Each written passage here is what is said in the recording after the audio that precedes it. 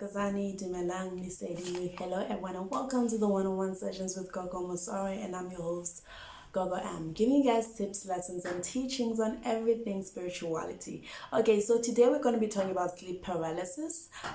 This is something that a lot of people have been asking me to make a video about for a long time, and it is an injustice and a half the fact that it took me so long to make this video. Okay, so this is actually not gonna be the part one for the sleep paralysis topic, because there are so many things to touch up on sleep paralysis, so many details and so many causes of sleep paralysis that I cannot put them all on one video. It will be a little bit too long. Okay, but first of all, let's describe what exactly sleep paralysis is. Okay, so sleep paralysis is a state at which a person's body is asleep but their mind or subconscious is awake. Usually in this state, the person is aware of their bodily state, and they're also aware of what is occurring around them in their surroundings. So a sleep paralysis state is a state like, it's like you have an entire muscle pull throughout your body. You have an entire muscle pull throughout your body and you're unable to move. And the weird thing about it is that in that state, you are aware that you're asleep. You're aware that, okay, I am resting. My body is over here. But your mind is able to wander around the surroundings. So you're able to see what is happening in the particular place at that particular time. So meaning what, if a person walks in the room while you are in a sleep paralysis state, you'll be able to see or feel the person entering in the room and doing whatever it is he or she is doing. And the same occurs if there's an entity or an evil spirit in the room with you. You will be able to vividly see this particular spirit and sense what exactly it is that this spirit is actually trying to do or is doing in that particular point in time. Okay. Also, another thing is that sleep paralysis occurs due to a person's body being stuck, a person's subconscious being stuck in the spiritual realm. Okay, so this is where you're like, okay, how do I put this? When a person goes to sleep, right, what happens is that when you're sleeping, you are able to actually tap into different realms and dimensions. And one of the major realms that we tap into when we are sleeping is the spiritual realm. Okay, so what happens is that you'd find you are able to tap into the spiritual realm, but find it difficult to return back into the physical realm and back to your body. In occasions like this is where sleep paralysis occurs. Your body, or your subconscious, your mind is stuck between these two different realms, and you're unable to find your way back, or you are able to find your body, but you're unable to return into your physical body the right way. Hence, you're stuck in a paralysis state until that sleep paralysis mode is actually done. And once that paralysis mode is done, then you will be able to wake up and freely move the way that you want to. So there are 4 different causes of sleep paralysis. Okay, there are 5 actually. There's sleep paralysis caused by spiritual attacks from entities and demons, right? There's also sleep paralysis that is caused by witchcraft and also divatana. These are creatures of the night, creatures that are sent to a person by a person who's using voodoo, dark magic and whatnot, right? Also, there's sleep paralysis that occurs from a person not being able to find their way back into the physical realm. And fourthly, there's sleep paralysis that is caused by the ancestors. This is where the ancestors are trying to show you certain things, so they're keeping you from waking up. Hence, you'll be forced in a state of sleep paralysis, whereas you will be having visions in that particular point in time. And lastly, there is a 5th one, which is a self-induced sleep paralysis, which is the most interesting type of sleep paralysis, but we will get into it in the next coming videos and whatnot. So today we're going to be talking about the first type of sleep paralysis, which is the sleep paralysis that occurs due to spiritual attacks from demons, entities, and negative energies or negative creatures in a sense. But these are not the ones that are sent to you by anybody. These are just entities, ghosts that are existing in the spiritual realm. Okay, So with this one, this is actually the most common type of sleep paralysis. It's actually the second most common type, which the first one is the one where you are being forced into the sleep paralysis state by a person who's using voodoo or dark magic on you. So this is the most common spiritual sleep paralysis that occurs in people. And the reason why I'm saying this is because when a person is sleeping, the subconscious is able to tap into different realms and dimensions, like I mentioned earlier. And in these different realms and dimensions, what happens is that when you are in the spiritual realm, you are able to attract certain entities such as ghosts, demons, all types of entities. They are able to be attracted to you the same way that all these things are able to be attracted to people that are spiritually gifted. You'll find that you're spiritually gifted and you get into a room where this place may be haunted or may have an entity of some sort, and this entity is able to sense, okay, this is a spiritually gifted person, so this person may be able to feel my presence. So in a way, you attract this particular entity to come to you. And secondly, this is where one subconscious tries to escape the dimension but is followed by the entities through the spiritual realm. So once in the spiritual realm, the subconscious is aware of what is going on. You'll be aware of different entities and different energies that may be there, and whenever an evil entity is about to come to you, what you do, like the normal reflex that the subconscious does, is try to escape the spiritual realm and move back to the physical realm.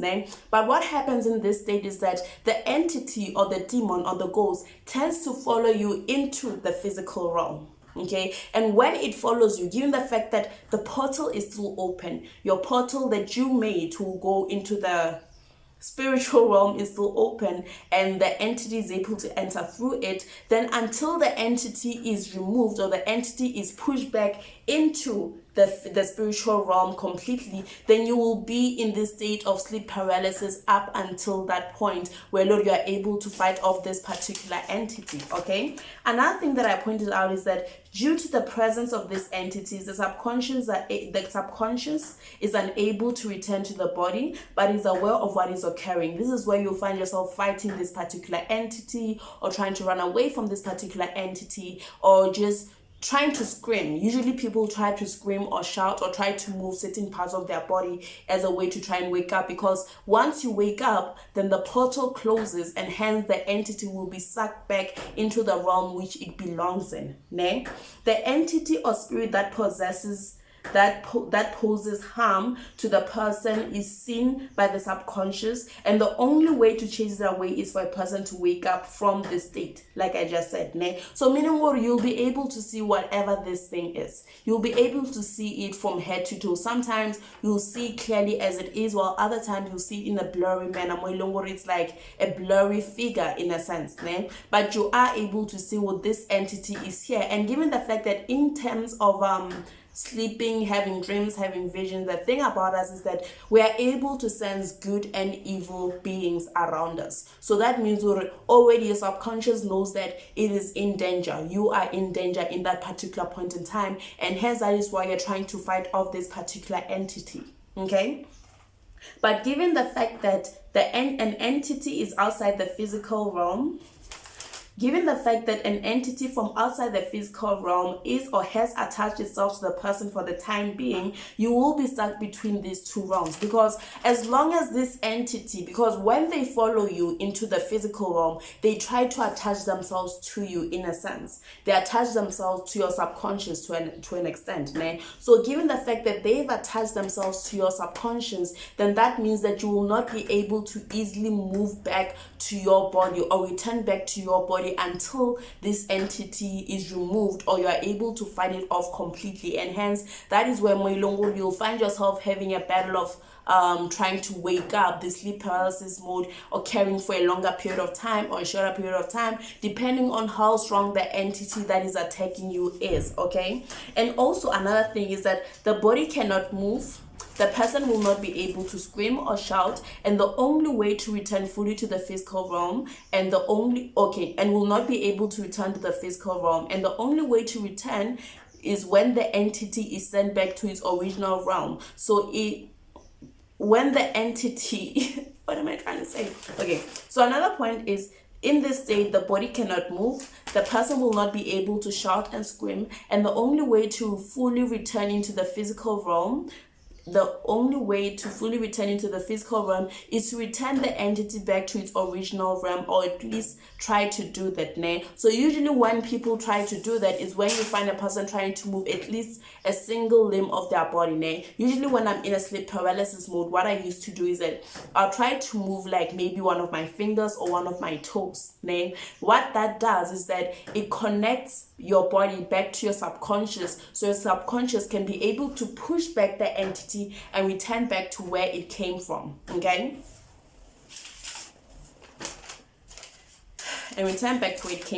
But here are the dangers of having a sleep paralysis that is caused by spiritual entities, demons, and ghosts. The first danger is in this type of sleep paralysis, the person can end up being possessed by the entity or demon. So you'd see in movies, you'd find like horror movies per se, like The Conjuring and whatnot, a person ends up being possessed by an entity and whatnot, right? So in a state of sleep paralysis where you're being attacked by an entity or a ghost or a demon of that sort, of like a negative entity of that type, the risks of being caught in a sleep paralysis mode is that instead of being able to push the entity back into the spiritual realm, you might actually fail. And when your subconscious returns to the body, it actually returns with that particular entity, hence giving you a huge risk of actually having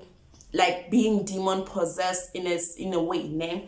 Then secondly, the second danger is that through possession, the subconscious and the spirit can take both the subconscious and the spirit can take habitat in a person's body, meaning your subconscious will be there in your body, and so will the entity, and this may actually start a fight between this subconscious, your mind, and this entity, because this entity will want to take control of you. This entity will want to force you to do certain things. This entity will try to control your body as much as it can. And if it happens that during this fight between the subconscious and this entity, your subconscious loses, this entity will fully be able to take over your body, will be able to take over your body and control you, and your subconscious will be stuck in the spiritual realm fully, whereas this entity is in control of everything that you are doing and everything that you are, everything in a way. And the only way for a person to actually get rid of this particular entity is through an act of exorcism. So an act of exorcism is usually done by priests, and usually done by priests most of the times. What they do with the exorcism is that they actually try and evoke this entity. While evoking it, they are gonna try to expel this entity out of the person's body, and once it's expelled out of the person's body, it does have a huge risk where this entity might want to actually enter into another person's body. But given the fact that these rituals are done to actually trap the entity and send it back into the spiritual realm, this is where it becomes more successful. But if it happens that the exorcism is not done, then the entity will actually continue to take over or control the body of the person who was stuck in the sleep paralysis and was attached to this particular entity during that state of sleep paralysis. So this is it for the first one. What I'm talking about, sleep paralysis caused by demons, entities, and other ghosts or other negative energies and what so not. And I hope it makes sense to you guys. I tried to explain it the best way that I possibly could. I hope it makes sense. And next week, I'm going to be talking about sleep paralysis caused by witchcraft and creatures that are sent to a particular person using voodoo or dark magic. Anyways, I hope you guys enjoyed this session. Have a beautiful one. Tokozani. Bye-bye.